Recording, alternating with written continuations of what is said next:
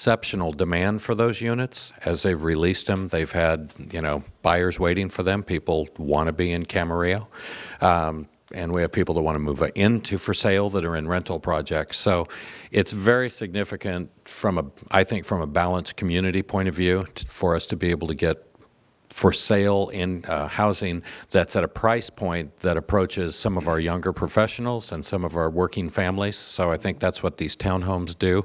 It's at an acceptable kind of density that's not stacked. They are townhomes. They're row towns in this case. A couple of other things to point out specifically, that because it's a for sale project and it will be sold to a merchant builder, it's anticipated during the first half of 2014. If the allotments are issued for this project, it will be able to close escrow during the first half of the year and start construction immediately to a merchant builder. We're doing just what we've done throughout Village at the Park. We get the quality of the project approved and designed that we want to have in the community, and the builder buys it as it's presented, and then they move ahead with it. So we think we get the quality we're looking for in the projects. Additionally, if this project doesn't get all of its allotments, no one can close escrow on a portion of it because it's a condominium map with a single large lot, the way a condominium map works. And how that affects it is that without this for sale project, the Ponderosa Drive improvements can't be done in the next 12 months. So it really, even though it doesn't have a qualitative development allotment score advantage because of building Ponderosa, because that backbone is an overall burden of that Springville Rancho project, this is where the funding comes in so that the 4-lane component of Ponderosa can be built all the way to Earl Joseph Drive. And I do know that both Lauro and the Rancho project are working towards recordation of their final maps and are talking to home builders about getting all the pieces. So I think that may answer the park issue that you've raised, that I don't see it being far, far off in the future on the Lauro property. And there would be private rec on the Rancho as well, as Mr. Burrow mentioned. And then the berm is required with first occupancy. So in the Rancho portion, that would all be built with this. And then there's an affordable project, which you'll probably see in the next 3 months come forward. So here to answer any questions you may have. Thank you, Dennis. Any questions? Just one, Dennis. You did touch on that. The quality that we're looking for as a resident in the city will be what we can expect? Correct. We have made it very clear to the merchant builders that we've talked to and made it clear in meetings with the community development director and potential builders that there will be no compromise on the approved project. The project that you're buying is the one that you will build. And as you see, it's got a strong Santa Barbara architectural aesthetic and a lot of architectural detail. We know it sits at the gateway of Spanish Hills, and we want that to be a great neighborhood. Rancho Associates owns a balance of property still in that area, so the last thing they want to do is have the first built projects in here reflect poorly on their remaining asset, including the commercial center, which is also in preliminary discussions with staff. Thank you, Mr. Hargrave. Appreciate it. Okay, I do not have any more blue cards. Would anybody like to address the council on this issue? Seeing no one come forward. Your Honor, I guess it would be appropriate at this point in time. I expected Mr. Hargrave to talk about the HEG project. No one's here to answer questions on that one? Okay. Sorry, I just expected it was going to be you. Well, I ran out of time. How's that? No. Well, you should get another 3 minutes if you want to talk about that one. Yeah. Again, Dennis Hardgrave, and we are the applicant on the HEG investment DA 2014-4, and that project, in discussing it with the HEGs, in a timely manner, as long as in the 2015 cycle, if it's done in an orderly manner, we get back to the normal way of doing things where we issue them in August or September, and we know with certainty that by January 1 of 2015 we'd be able to move ahead, then it'd be acceptable to use the 34 units that are here. Does that make sense? That has to do with my question I had was, it seems to me that this is a smaller project, and my concern was with not getting the full amount, would you be able to even proceed with it? So it sounds to me like you're not going to build until you have the full amount, because my inclination was to give you the full amount so that one other project could be completed. Gotcha. I don't know if we have a graphic in here that has a site plan or not in this particular one. Well, at least we have the graphic of the main map is there, so. But didn't you just say that you would wait until you got your next set of allotments before you did? No, actually, what I should have said would be they would be able to move ahead, and I'll see if I can do this without lasering the house.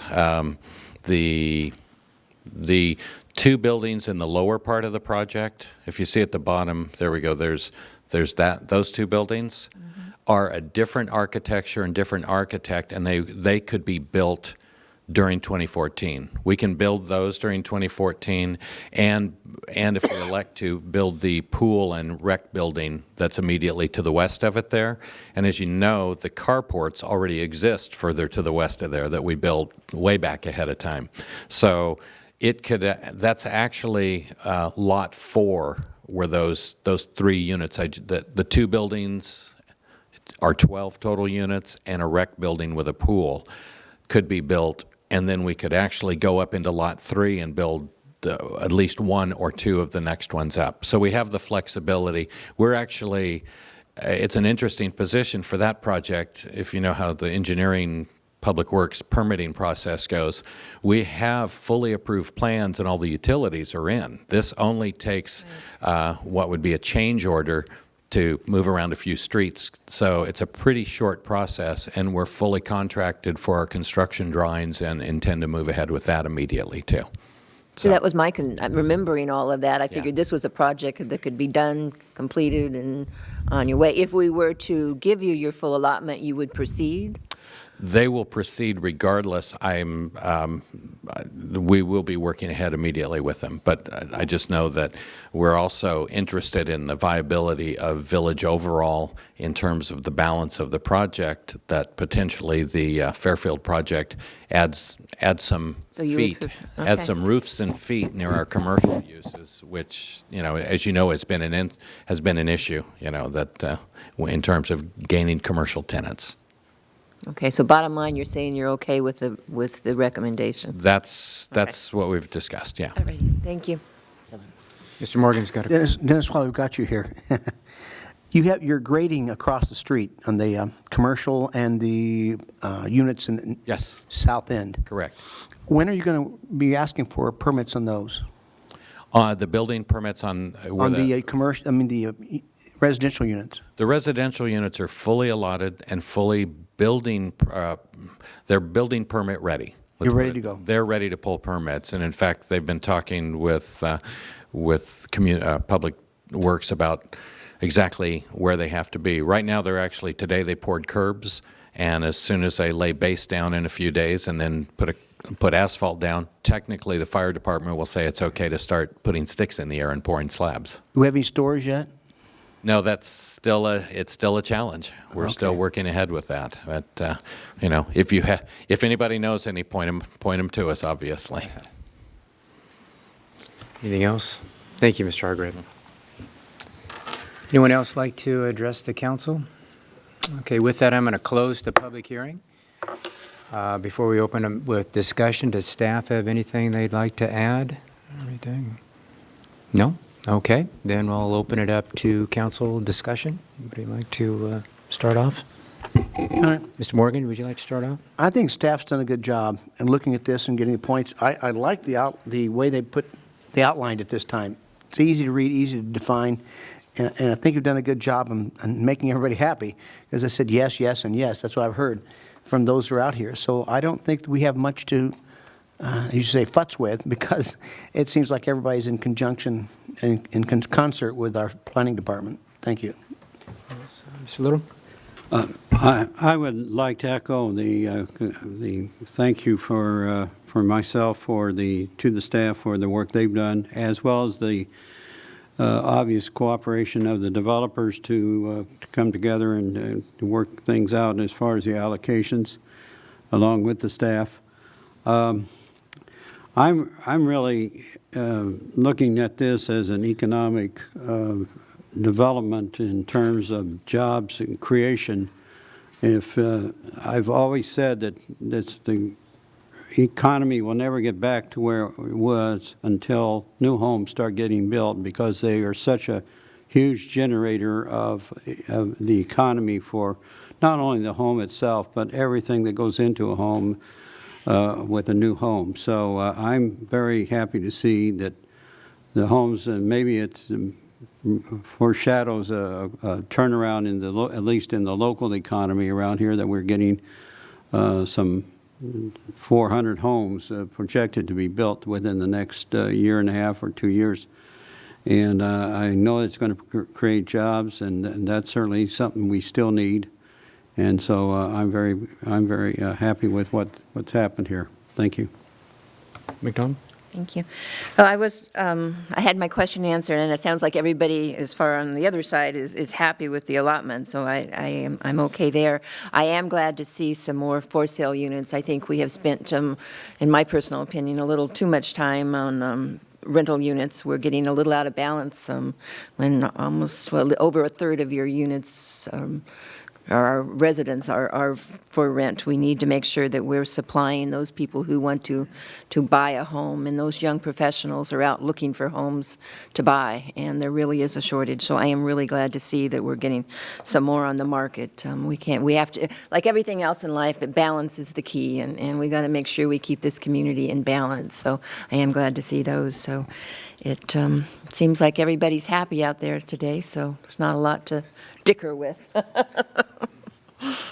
All right, yeah, I echo the comments. I think that staff I commend them, and Mr. Burrow, for your eloquent presentation, as always. But the staff that's worked really hard with this, I am also pleased, as Mrs. McDonald stated, that we do have the townhomes for sale. I think getting a buy-in to the community is important, not only for younger members of our society, but also those that are currently here that may want to downside too. There's a big demand for that as well. So I think it's a good job. I know you spent a lot of time doing this year. There's been some years not too long ago where we didn't have much to do with this, and this is a sign, I think, that the economy is improving. So with that, I'll entertain a motion. Kevin, I make a motion to confirm the point ratings as recommended by the Residential Development Evaluation Board, and adopt a resolution awarding the 2014 development allocations with a comment. And my comment is, I agree with Ms. McDonald. We need to, next time around, we need to look at houses. We also have a lot of a need, according to our Dr. Rush at the university. We need it for student housing, and this one is going to fit well because it's out toward the university. Mr. McCoy's stuff is going to fit well. It'll at least bring in that housing that they say they need so badly. And if they do, they're going to have a bus go right through your project, they told us, and pick kids up to take them to the university. So I think that we're making some good decisions now at the right time. For a second. I'll second that. There's a motion and a second. Any further discussion? Please vote. That passes 4-0 with one absence. Okay. That gets us down to resolutions improving the negative declaration 2013-7 and approving the 2013-2021 housing element update. Do we have a staff report? Ms. Norman, Thank you, Mr. Mayor. This presentation will be given by consultant Veronica Tam. Okay, I've got you ready. If you could just, Veronica, if you could talk into that microphone as close as you can, that'd be great. Okay, great. Thank Thank you. you. Thank you for the opportunity to report back to you about the housing element, and certainly hoping to conclude this process. Just a review of the background of the housing element. The housing element is part of your general plan, one of the 7 mandated elements of the general plan. The housing element is required to look at the needs in the community, not only your current need, but your future projected housing needs in the community. We need to identify constraints and opportunities for meeting those needs. And lastly, we need to have a strategy for the next 8 years, a strategy that establishes the programs, policies, and goals that you're going to pursue over the next 8 years to address your needs. The housing element has to be reviewed by a state agency for compliance with state law. The agency responsible for that is the State Department of Housing and Community Development. The housing element is also required to be updated periodically, and this particular update is the 5th cycle of the update, and it covers the planning period of October 15, 2013 through October 15, 2021. This particular update, even though it's due October 15, has a 120-day grace period. That means by February 12, 2014, we must adopt a housing element in order to qualify this housing element as an 8-year housing element. Now, if we do not meet the February 12, 2014 adoption date, it would automatically convert the housing element into a 4-year housing element. In trying to update the housing element, what we want to achieve is something called finding of substantial compliance status by the state. It really renders the overall legality of the general plan. It gives you presumption of validity in the event of a lawsuit. And also, it would opens up eligibility for state fundings for affordable housing if you have a housing element that complies with state law. When we send a housing element up to the state for review, there's a critical component of that review. It's called the regional housing needs allocation. Virtually no jurisdiction would get a housing element certification from the state if they're not able to meet the regional housing needs allocation. By definition, the regional housing needs allocation is an allocation of needs to the city of Camarillo based on the fact that you're within the region of Southern California Association of Governments. And that regional housing needs allocation is also an 8-year allocation for 2,224 units over the next 8 years. It is not a requirement or obligation for the city to construct the units, only to demonstrate that through planning policies and development standards, you have the capacity to accommodate 2,224 units.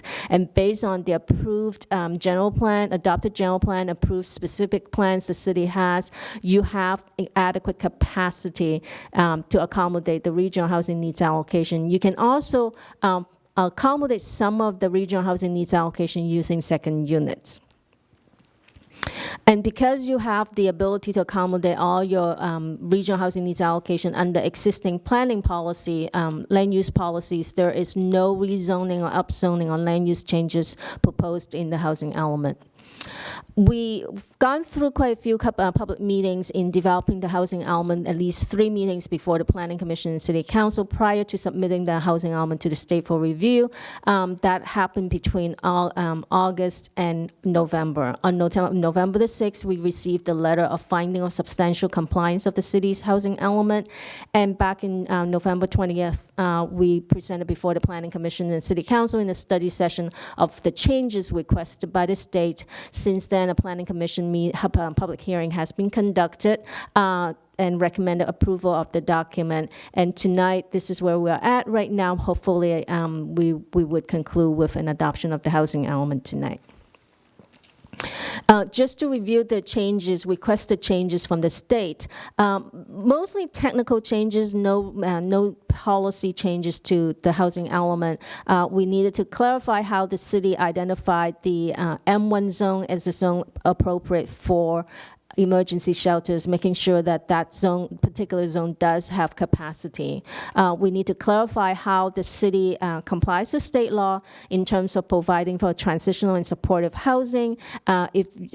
Just a comment regarding that, the city actually amended the zoning code last year in order to provide for accommodate housing for persons with disabilities through transitional and supportive housing. And in that action, the city fully complies with SB 2. And that was just a clarification for the state. We also needed to provide more detailed public outreach efforts that the city conducted as part of the housing element, specifically some of the additional meetings that the city conducted with some of the farm worker housing organizations. In terms of specific changes to the housing element programs, there were 2 requests from the state, one in now become program 6, actually, the original program 5, but now become program 6, in working with nonprofit organizations to provide housing for special needs group, which includes elderly, disabled, and now also specifically mentioned farm worker as a special needs group as defined by state law. It committed the city to proactively outreach to developers and making sure the city provides information about what the land use policies are, what are the allowable zoning, and then what are their potential funding resources available at the state and federal level. But it doesn't obligate the city to produce the farm worker housing or to provide for the funding, which the city doesn't have the capacity to. Program 11, which deals with single-room occupancy housing, that's a type of housing that's suitable for persons with lower income and also persons with disabilities, and that's something that we added a program in the housing element to make sure the city amend its zoning code to allow for it, probably via a CUP process in a particular zone. It doesn't, again, require the city to permit it everywhere, but in specific zones that you can do it through a CUP process. Other changes that we made to the housing element are technical in nature and not requested by the state, but just to clean up the housing element further, to update some of the project status in the site's inventory, and also to add military households as a special needs groups in the city, because you are within certain distance to military presence. And one program that was added to the housing element, program number 3, this is a new program number 3, it's added to the housing element response, in response directly from comments from the Planning Commission and City Council that you would like to see more of a dispersal of distribution of affordable housing throughout the community. So a new program is added in the housing element that the city will come up with some kind of policies and guidelines in the future as to how to direct affordable housing, how to distribute affordable housing in terms of their quality, in terms of their design and location. But that's a program to be developed in the future. So those are the changes to the draft housing element originally reviewed by the City Council and Planning Commission. What we're at right now is hopefully conduct the public hearing and adoption of the housing element. After adoption of the housing element, we have to submit the housing element back to the state for their final certification. That final review of the adopted housing element, it will take about 90 days. At the conclusion of that, we should get a final certification and opens up the city for funding in the future. So with that, I conclude my presentation. I'll be happy to answer any question you may have. Thank you. Are there any questions? Yeah, Mrs. I McDonald. do, Your Honor. Can you go back to the screen where you talk about the inclusionary housing policy, or whatever we're going to call it? The affordable housing Right. dispersal, designing Right. dispersal, yeah. I needed to read it again. I know we talked about this in the study session. And it's the first paragraph that I'm not sure is exactly the same terminology that we came up with. This is a summary of of the points. The actual program is program number 3. It is published here in the draft document, and it is on page. I think when I read it, it was different than what I'm reading on the screen. That's what caught my Oh, attention. yeah, it would be, because we don't have, a lot of screen room to do that. But you'll find that on page 7-89. And we took into account council's comments from that last study session and made some edits there. I guess my concern, and maybe you're going to have to tell me if under item A, the way it's written, if you had a project, let's say you had a project that let's say you were building Spanish Hills today on half-acre and up lots, would you be required to have your inclusionary housing inside of the boundaries of Spanish Hills? And here it says only if economically infeasible. Yes, that's the criteria we have, because a lot of developers will want to offload that product into a clustered product, which is what council is trying to avoid. Right, but because it would be economically infeasible to build affordable homes on one home on a half-acre parcel, then it would become, Yes, it would not meet the criteria then, is that? Yes, then we would be making a recommendation to be able to find a way to accommodate the affordable housing in a different situation. And then there's some criteria that would require that developer of so many units to contribute, and that falls No, under other? We don't have an in-lieu housing fee program here. They would be built somewhere else. Okay, let's go back to Spanish Hills again. They're building Spanish Hills, and if you were following this policy, what would they be required to do as far as affordable housing? Let's say we had an inclusionary housing policy for something like Spanish Hills where you have large lots. And 20% of, let's say, 20% of 100 units being built would need to be produced. So you would have 20 units. Obviously, those 20 units wouldn't fit into the development scheme for Spanish Hills based on the lot acreage. And so those units could be set aside, possibly clustered somewhere else into its own development, because it would not be economically feasible to be able to intersperse for sale product of that size and type within something like Spanish Hills. And who would be required, would anyone be required to build those? It would be the developer's responsibility. He could sell that project to an affordable housing developer, for example. But he doesn't have the land, so he'd have to go out and buy land. Yes.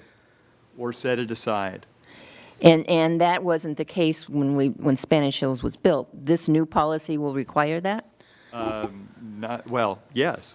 So this is a big change then. This isn't simply a change of not wanting them clustered within a project. You're now, you basically are doing an in lieu. Well, let's recognize that this is a dispersal program for inclusionary and/or density bonus affordable units.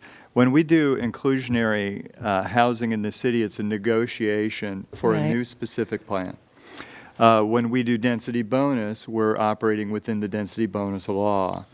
And but for something like Spanish Hills, they're probably not going to be getting into it wouldn't be a high density situation, so it wouldn't be triggered. The affordable housing situation wouldn't be triggered for that project. So in your particular scenario, it's unlikely that this would even come up.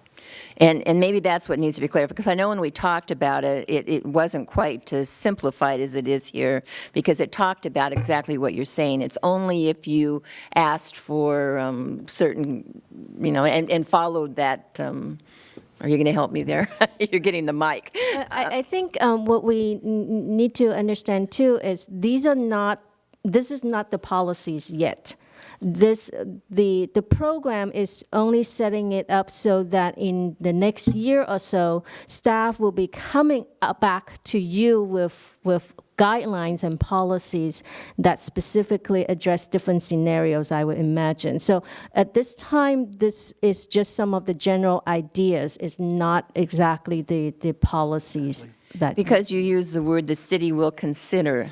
Because it seems to me that once you write it in their housing element, someone's going to pick it up and they're going to say, look, right here it says this. And if you read item A, that scenario basically says any development. It doesn't talk about whether you're entering into that high density bonus or anything else. So I just want to make sure that we're not putting something here that we really didn't intend to do. Right. I think it's dispersal of inclusionary units. So if a project is not subject to inclusionary requirement on a negotiated basis, then this particular scenario would not even get come there. up. Okay. Yeah. You do bring up a good point, and that language saying the city will consider the amendment or creation of policies, that is language that we added after our discussion at the study session, specifically because of comments by council.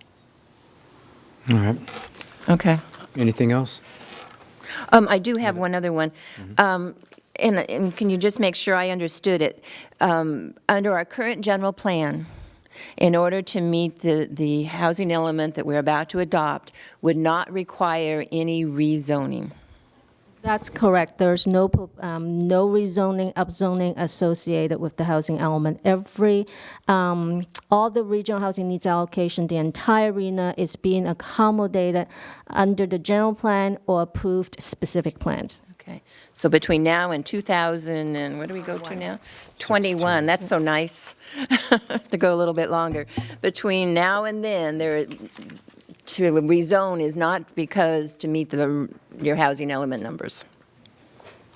Any other questions, Mr. Morgan? This has come up many times, so I want to kind of straighten it out a little bit, because we set aside low-income housing and affordable housing for a purpose, to meet our needs with the state and so on. And like you mentioned, 20%